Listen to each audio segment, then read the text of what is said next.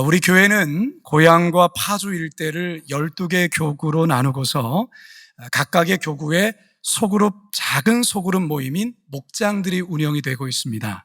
현재까지 저희 교회 목장은 419개의 목장들이 활발히 모이면서 움직이고 있는데요. 이 목장을 섬기는 리더를 가리켜서 목자라고 부릅니다. 이번 주 목요일에 모처럼 이들을 격려하기 위한 일일 수련회로 경기도 광주에 있는 광림수도원을 다녀왔습니다. 바람도 쐬며 즐거운 한때를 보냈는데요. 프로그램 중에 교구별 사진 콘테스트가 있었어요. 12개 교구 가운데 1교구가 1등을 했는데요. 바로 이 사진 때문에 1등을 했는데 좀비를 연출한 것 같아요. 대부분 평소에 얌전하신 분들인데 교구를 위해 이 몸 한번 기꺼이 망가져 보리라 한 이 열정이 통했던 것 같습니다. 근데 교구 목사님은 혼자 멋진 포즈만 이렇게 취하는 게 좀 언밸런스하게 보이는데요. 2등으로는 구교구가 당선이 됐습니다. 이 사진입니다. 여기는 반대로 목자들은 멋진 포즈이고 교구 목사님이 내 한 몸 망가져 보리라 온몸을 불태우며 물구나무 서고 있습니다. 2등을 한 사진입니다. 순서 가운데에 과거 일기예보라는 이 대중가수로 활동했던 나들 씨가 오셔서 콘서트를 했습니다. 현재는 목사님이 되셨어요. 노래하는 중간중간에 어떤 자신의 삶에 대한 참 간증이 있었는데 그게 참 저에게는 참 좋았습니다. 이 나들 목사님이 처음 교회를 나가게 된 것은 이게 좋아하는 여자친구가 서초동에는 사랑의 교회를 다니고 있었는데 잘 보이고 싶어서 그 여자친구 때문에 교회를 나갔다는 겁니다. 그러니까 별 생각 없이 그냥 교회를 다녔던데 어느 날 교회 상담하시는 목사님과 상담하는 중에 자신이 하나님 앞에서 너무나도 부끄러운 삶을 살았고 죄인이란 사실을 알게 되면서 그 자리에서 한없이 울었다라는 것입니다. 그런데 그 목사님이 고린도후서 5장 17절 말씀, 누구든지 그리스도 예수 안에 있으면 새로운 피조물이라 이전 것은 지나갔으니 보라 새 것이 되었도다라는 이 말씀을 들려주는 순간에 그동안 억눌렸던 어떤 죄책감들이 순식간에 벗겨지면서 이루 말할 수 없는 마음의 평안과 기쁨이 밀려왔고 드디어 자신이 예수님을 인격적으로 만나게 되었다라는 그런 고백을 하셨어요. 1996년에 일기예보라는 팀을 만들어 활발하게 가수 생활하던 중에 간경화가 찾아왔고 그러면서 모든 활동을 중단하게 되었다고 합니다. 무조건 이 건강을 위해서 시골로 내려가서 생활하는 중에 신학에 대한 소명을 받게 되었고요. 그런데 이 간경화가 더 악화되면서 거의 죽기 일보 직전까지 갔는데 극적으로 사촌 동생의 간을 이식받아서 이제 건강을 되찾게 되었고 지금 이렇게 목회까지 하게 되었다라는 그런 이야기를 쭉 들려주셨어요. 저뿐만 아니라 참여한 모든 분들이 큰 감동을 받았는데요. 나들 목사님이 이런 이야기를 하는 겁니다.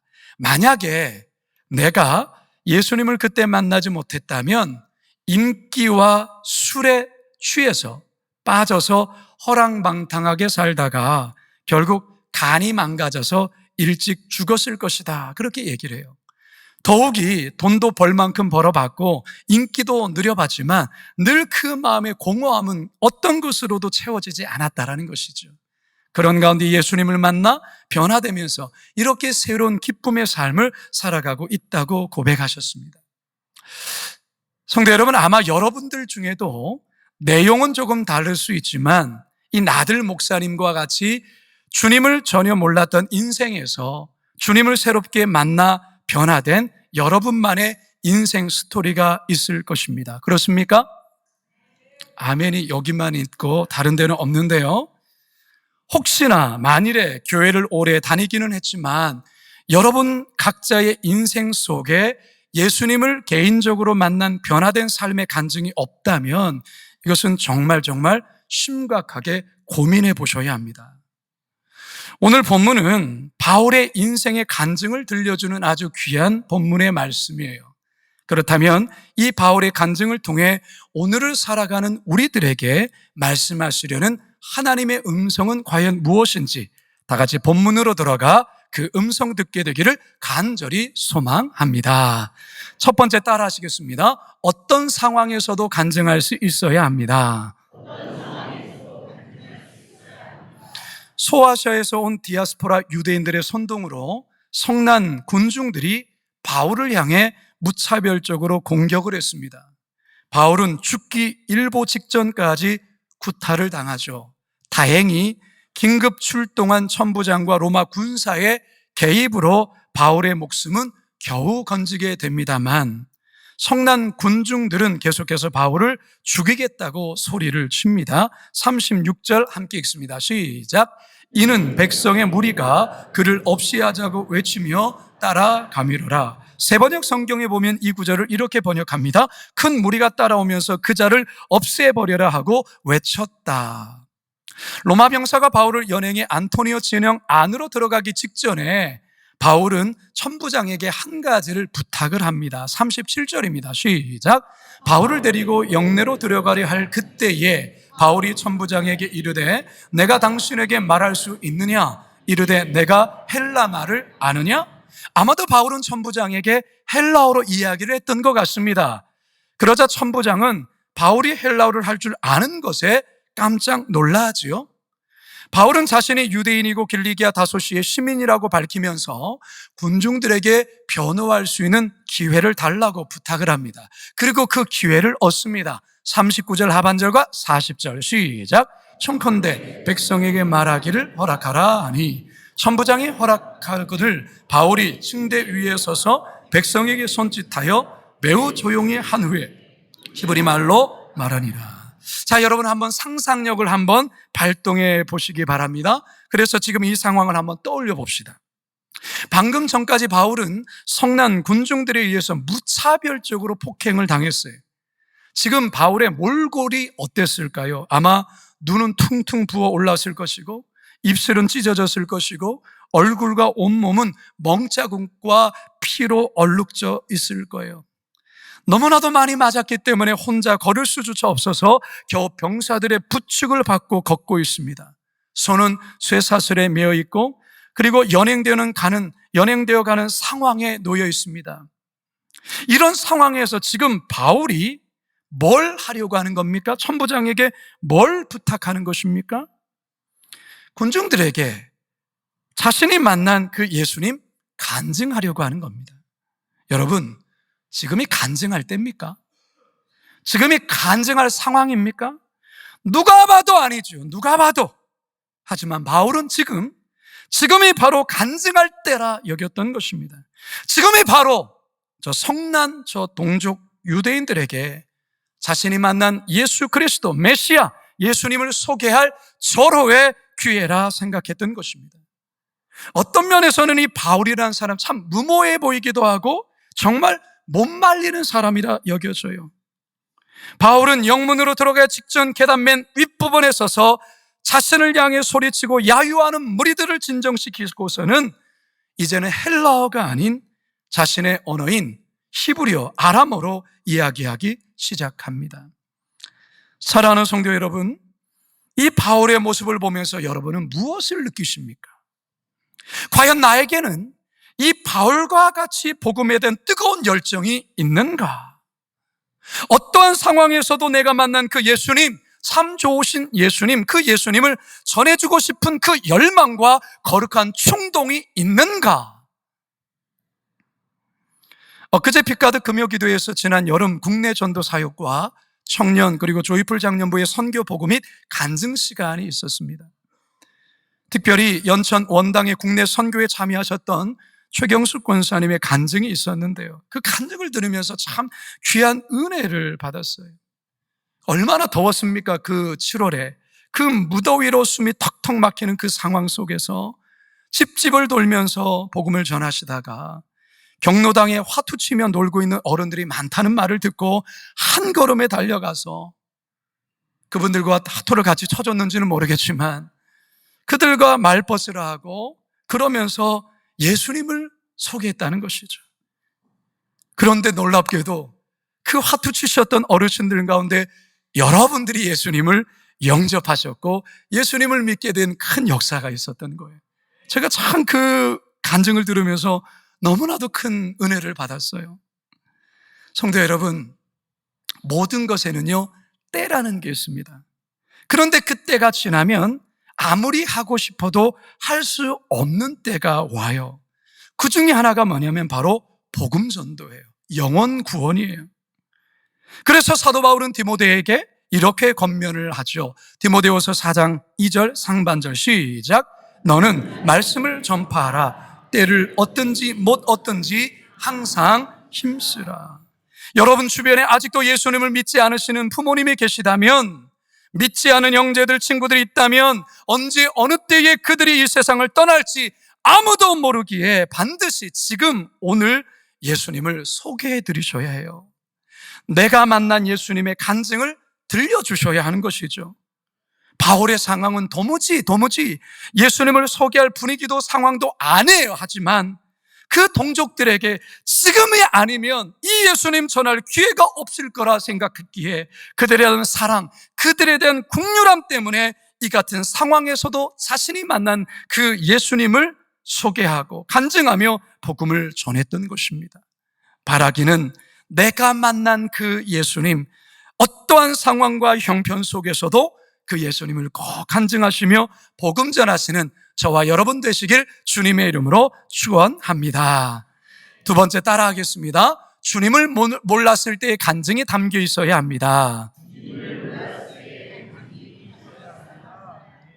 한바탕 소동으로 크게 소란했던 장내가 갑자기 고요해집니다.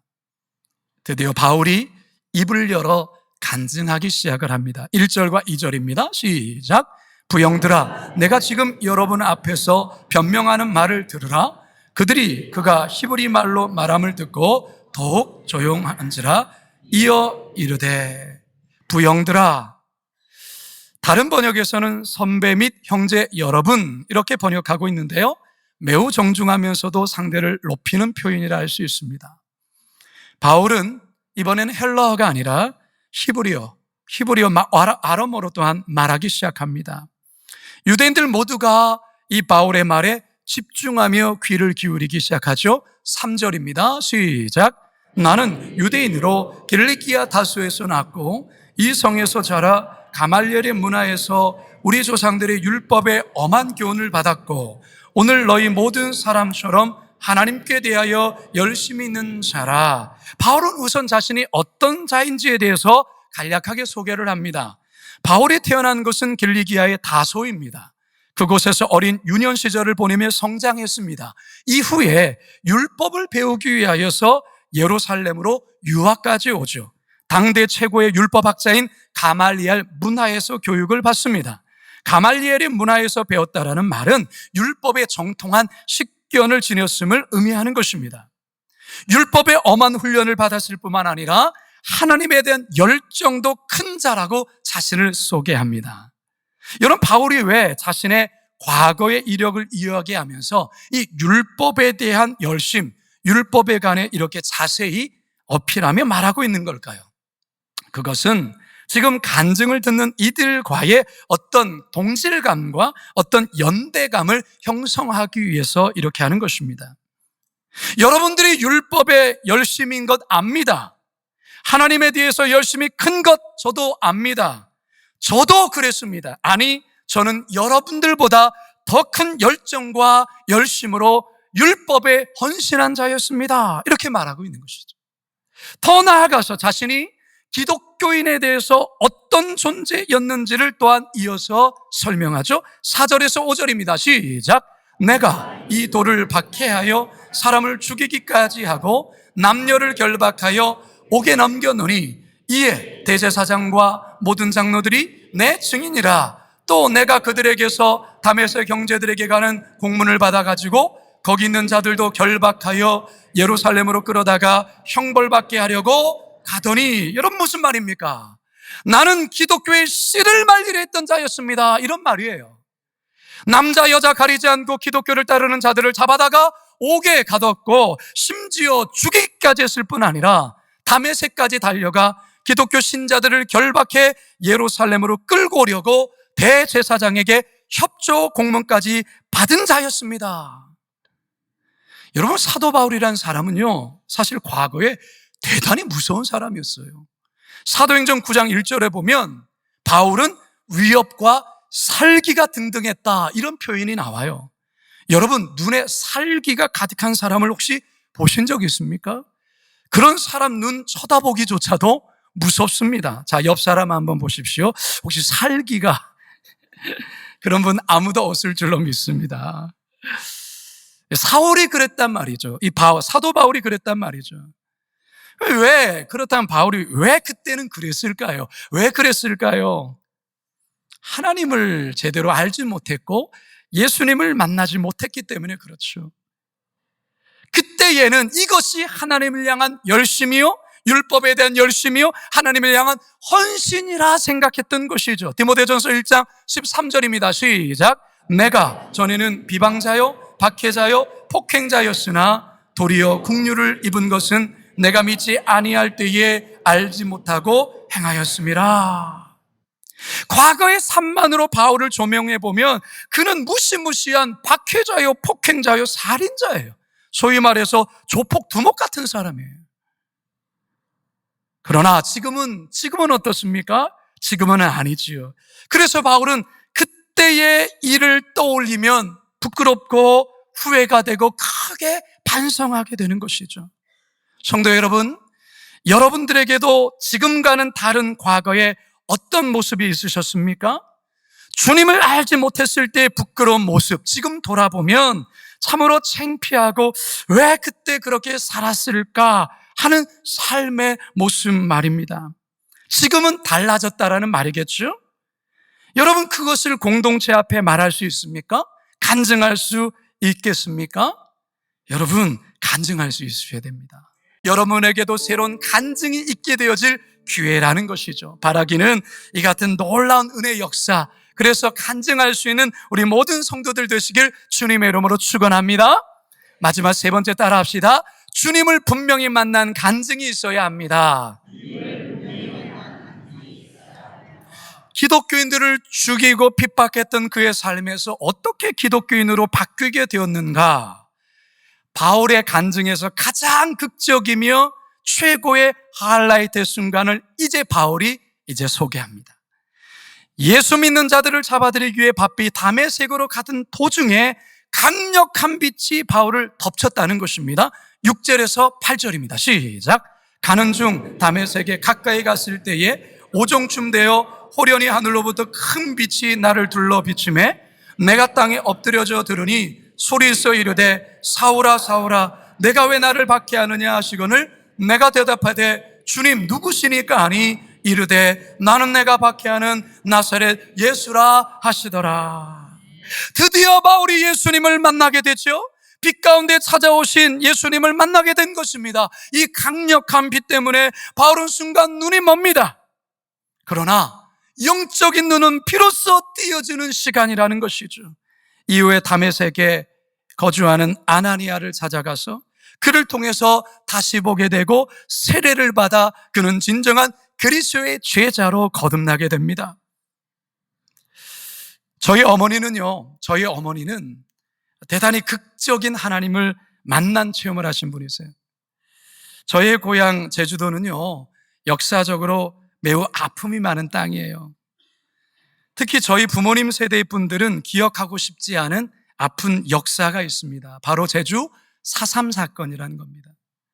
1948년 4월 3일부터 1954년 9월 21일까지 무려 7년에 걸쳐 무고한 제주도민들이 희생당한 사건이에요.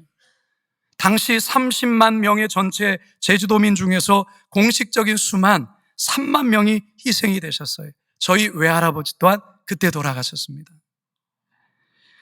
이런 무섭고 살벌한 장면들을 당시 9살이었던 저희 어머니가 직접 보고 경험하면서 정신적인 큰 충격을 받게 된 겁니다.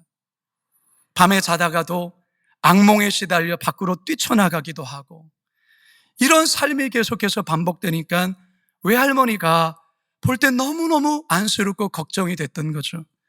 그래서 어떻게든 고쳐보려고 무당에게 찾아가서 도움을 구하는데 이 무당이 대단히 용한 무당이었어요. 무당활. 무당활, 당신의 딸은 웬만한 귀신으로는 고칠 수가 없어. 아주 센 귀신의 힘이 필요한데 그 센 귀신이 있는 곳에 찾아가야 나. 그러면서 하는 말이요, 예수 귀신이 아주 세. 예수 귀신은 고칠지도 몰라. 이렇게 말하는 거예요. 그 말을 듣던 저희 외할머니는 한 번도 교회라는 곳을 가본 적이 없는데 딸을 고치기 위해서 그 무당의 말을 듣고 전도를 받아서 저희 어머니를 데리고 교회를 나가시게 되신 거예요. 그런데 정말로 교회에 출석하고 나서 하나님의 은혜를 입고 나아버렸어요. 나았게 된 거예요. 여러분, 이 무당 정말 용한 무당 아닙니까? 저희 외할머니와 어머니를 전도한 이는 바로 무당이었습니다. 저희 어머니는 그 이후로 정말 열심히 신앙생활을 하셨어요. 그 체험이 있기 때문에 정말 열심히 교회를 섬기고 믿음 생활하는 가운데 교회 한 권사님의 중매로 저희 아버지를 만나서 교회에서 이제 결혼식을 하고 이렇게 5 자녀를 평생을 기도로 믿음으로 키우신 것이죠. 저 또한도 그런 어머니의 신앙적 영향으로 고1 겨울 때에 예전부터 교회는 잘 다녔지만 하나님을 만난 그런 뜨거운 체험은 없었는데 고1 겨울 때에 정말 뜨겁게 저를 찾아오신 예수님을 만나서 변화되어서 이렇게 오늘 목사가 되어서 여러분 앞에 서서 설교를 하고 있습니다. 사랑하는 성도 여러분, 이제 저는 말씀을 마치려 합니다. 여러분 인생에는 여러분 인생만의 BC와 A들을 확실히 구분짓는 결정적인 사건이 있습니까? 그런 순간이 있으셨습니까? 누가 봐도 내 인생은 이것 때문에 전과 후가 확실히 바뀌었다라고 할 수 있는 그 사건 말이죠. 그 사건이 예수님을 인격적으로 만난 사건이십니까? 여러분의 삶에 대해서 물어오시는 사람들에게 여러분은 예수님을 소개할 수 있는 여러분만의 간증이 있습니까? 여러분들 가족들에게, 친구들에게, 그리고 가까운 지인들에게 말해줄 수 있는 것 있습니까? 말해줄 수 있어야 돼요. 아직 그것을 말해줄 만큼 신앙에 큰 간증이 없다면 여러분 기도하셔야 됩니다. 그리고요, 좀 전에도 말씀드렸지만 여러분 은혜의 자리에 나오셔야 돼요. 여러분 인생에 분명한 BC와 AD를 구분짓는 놀라운 은혜의 사건이 있게 될 것입니다.